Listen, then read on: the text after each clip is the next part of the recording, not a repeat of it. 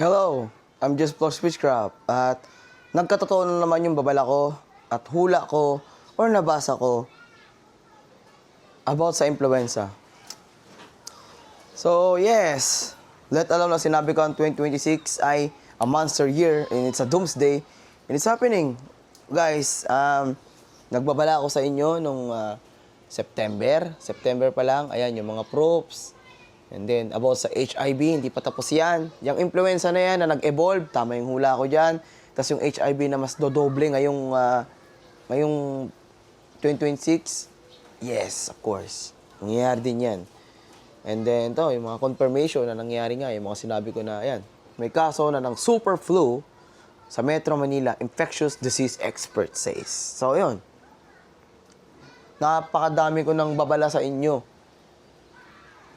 Actually, this is the homecoming kumbaga ng slightly lang naman second pandemic, pero kayo magkalala. Okay? Sa dami ng babala ko sa inyo, to sobrang dami ng mga pinagbabala ko sa inyo na halos kakaunti lang yung nakikinig, nanonood. And if you think na magbabala na naman ako if you think I'm gonna warn you again, if you think for a little, na magbibigay pa ako ulit ng oras na magbabala sa inyo, if you think for a second na magbababala ulit ako sa inyo, you are absolutely right. Okay? Paano ko ba kayo matitiis? Hindi ko kayo matiis eh. Okay? I'm not like that. When you're so good at something, and like, helping people. Yun yung gusto ko, tumulong sa tao. That's what I really love about. I'm may addiction and I'm obsessed of telling people not the bad news but to conquer them. Okay? If something is very, you will never let go. So something na nagbibigay ng positive energy sa'yo. And if you let go of that kind of things, then you're dumb as fuck. So ito, I'm gonna help you out again, people. Sabihin ko sa inyo yung mga pointers para hindi nyo na danasin yung ganyan. Pero ako nga, ito'y babala lang, mga maniniwala, sila lang ang maliligtas ko. Pero yung mga hindi naman naniniwala, I'm sorry, have it your way. Pero ito nga, yung sakit na yan ay hindi na po bastang sakit, nakakamatay na po yan. Okay? Nakakamatay na po. Ako na po yung naging embodiment ng ano na yan. So, ang ginawa ko, purposely, kung pinasok yung sakit na yan sa katawan ko. Para sa inyo bilang faith healer, tinesting ko. And guys, napakahina pala ng katawan tao ko. Kung hindi lang ako faith healer, malamang tinakbo na ako sa ospital. Kung hindi lang ako si Jessie Flores Witchcraft, kung hindi lang ako yung Jessie Flores Witchcraft na kilala nyo? Malamang nasa ospital na ako ngayon, naghihingalo. Real talk yan Real talk yan. Ito pang proof. Kasi yung mga kasama ko sa bahay, hindi sila nagkakasakit. Okay, yung anak ko, yung magandang asawang mabait na asawa ko, na napakabait, wala silang sakit. Hindi sila pwede magkasakit, di ako papayag. Okay? In-embodiment ko yung sakit na yan, yung influenza na yan, yung super flu na yan. And guys, I'm telling you right now, late na nga yan eh. Late na ang binalita yan. Kung hindi lang dahil meron tayong social media. Diba dati, kahit walang social media, kahit walang interview sa TV, mismong ospital ang nag-aano niyan. Ngayon, simula nang nahalughog yung mga anomalya sa mga DOH na yan, tumamad na sila sa pag-aalaga sa tao. Ang ginagawa nila ngayon, sindikato. Ginagawa nilang sindikato ngayon, ang pagiging professional nila. Yung mga hidden secret doctors na yan. May mga grupo-grupo yan, guys. Na kahit wala kang sakit, para mabawi nila yung mga nahalughog sa kanila, para mabawi nila yung mga nahalughog sa kanila. Ngayon, yung mga taong alam nilang may kaya, yan ngayon ang bibigyan nila ng sakit. Maraming lalapit sa akin na cancer survivor. Tapos lately, ayan na naman, nagkakasakit na naman. At mapapansin nyo, na yung mga lalapit sa akin, at kayo rin mismo lalapit sa akin pag napanood nyo na to in the future, na mga soon to be na mga magiging kliyente ko. Sa dinami-dami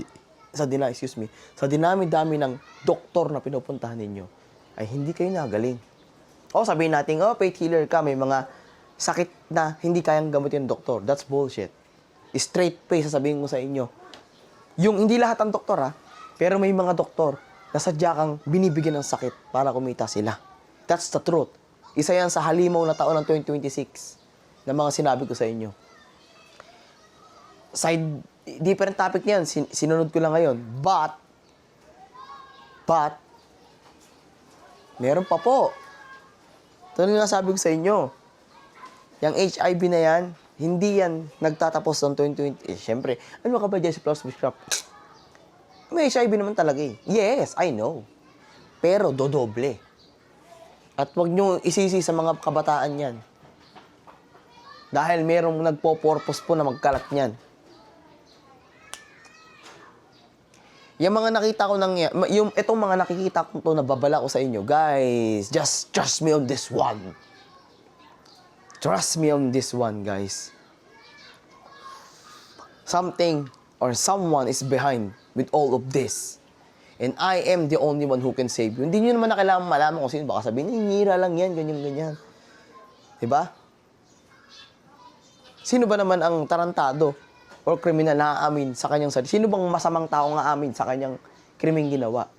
Kasi ang taong nagkaroon ng krimen, pero mabuti ang puso niya, aamin yun, susuko yun. Pero yung mga masasamang tao na purposely gumagawa ng masama, hindi aamin yan. But they have something to fear about. They have something to fear, and that's me. And I can do that. Hindi ko yung kayang gawin mag-isa, guys. Kasi, kailangan nating iparamdam na marami niniwala sa akin. Kung kakunti lang kayo niniwala sa akin, paano sila matatakot? Paano matatakot yung mga masamang loob? Totoo yun. Nag-viral ako ng 2023, 2024. Yun yung mga times na sobrang daming mga kriminal ng chat sa akin na magbabagong buhay na sila. Totoo yun. Hindi ko na papakita yung mga chat na yun, Hindi na. Pero sa mga ginagawa kong sulat-sulat ng mga notebook ko, ng mga death note, mga curse book ko, napakadami po.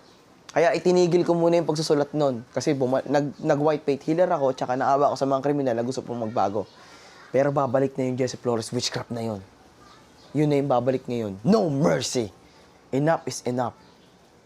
2026 na kamalasan na monster doomsday na taon, that's enough na para matrigger yung, huwag niyo akong alalahanin. I'm just for witchcraft. Kahit itim ang kapangyarihan ko, kung sa mabuti ko yung ginagamit, Diyos na ang bahalang mag-judge sa akin. Para yun sa inyo. Walang usok na maano So yun lang naman ang gusto ko iparating sa inyo. 50K is not a joke, followers, okay?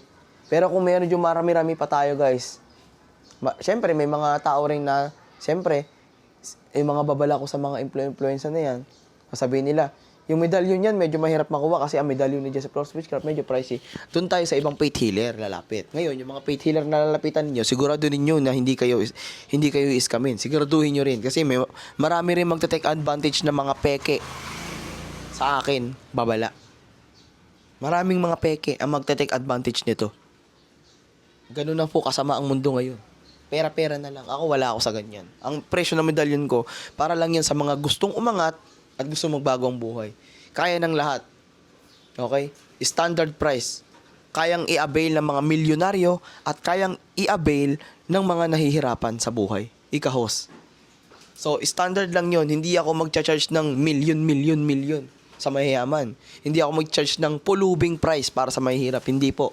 Kaya ganun yung price sa medalyon ko, ipapakita nyo kung deserve ba kayo. Yun. Medalyon ko lang ang tanging makakaligtas sa inyo sa mga babalako na to. Ngayon, kung iti-take nyo yung chance na yun, baka naman di namin danasin yan. Baka naman hindi. Okay, hantayin nyo na lang. Pero tandaan ninyo, nandito lang ako. Hindi ko kayo uutakan, hindi ko kayo iisahan. I am Jesse Flores Witchcraft that you always meant to have. That's me. Okay? That's me. Ako ang nakasense nito, ako lang din ang makakasolusyon nito. Subukan ninyo, magsayang kayo ng pera sa iba. Pero tatandaan sinabi kong to minsan na ako nang babala at paulit kong sinasabi sa inyo. Hindi ko kayo matiis Hindi ko kayo matiis balaan. Hindi ko kayo matiis na hindi balaan, na hayaan ko lang kayong magkaroon ng ganyan. Mas malaking kita ako noon pag hindi ako nagbabala. Mas totoo yun. Kasi may sakit na kayo eh. May sakit na kayo. Kuha na lang ako ng kuha ng ano niya, pang abil ng medalyon. Abil na lang kayo ng abil. Gagaling naman yan eh. Hindi ako demonyo. Hindi po ako ganun. Makikita nyo yung lakas ng hangin? Eh? That's my power, man. I'm Jesse Flores Witchcraft. Ang tandaan nyo. Hindi pa po tapos. Itong revelasyon na sinabi kong sakit na to, dadami po ang mga ospital. Diba sinabi ko rin yan? Nadadami, tataas ang bilang, ang upscale ng mga pupunta sa ospital. Eto na ho yung taon na yun. Eto na yun. Ngayon mismo, ngayon hindi pa nakakalipas ang linggo ah. Palipas pa lang guys. Eto na. So, mag-isip-isip po kayo. Make them know. Dagdagan nyo pa yung followers natin. Dagdagan nyo pa tayo. Maghakot pa kayo. I-hit natin yung 100k subscribers na yan o followers na yan, kung ano man yan. Kung yun yung natatanging paraan para makinig sa akin ng tao, do it. And I can do that alone. Kasi sapat na ako sa mga natutulungan ko na naniniwala na sa akin. Ngayon gusto ko, I wanna save a lot of people. Save more souls. Help more people. Get to know them. Bring them change. Now is the time. Okay? Iwanan na ho natin yung mga katoksikan ng mga nakaraang taon. This 2026 is your time to shine.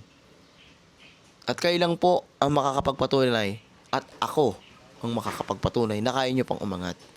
All you gotta do is let me in. Sa akin kayo dumikit. Sa akin po kayo dumikit. Kasi hindi po ako bastang hula lang, hindi po ako bastang babala lang. I change people's life and you're the fruit. Kung you have something to believe in, I am here. Dito naman po ako. Tutulong po ako sa abot ng aking makakaya. Pero guys, make them know. Let them know. Na kung sila mayaman, kung sila malaki ang may batalyon sila, tayo meron din. You have Jesse Flores Witchcraft. And no one can touch you while I'm around. Acknowledge me.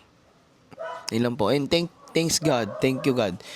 Kung nakilala nyo ako, nakita nyo lang ako sa TikTok, sa Facebook, huwag kayo magpasalamat sa akin agad. Magpasalamat kayo sa Diyos. Kasi si God ang dahilan kung bakit nyo ako nakilala.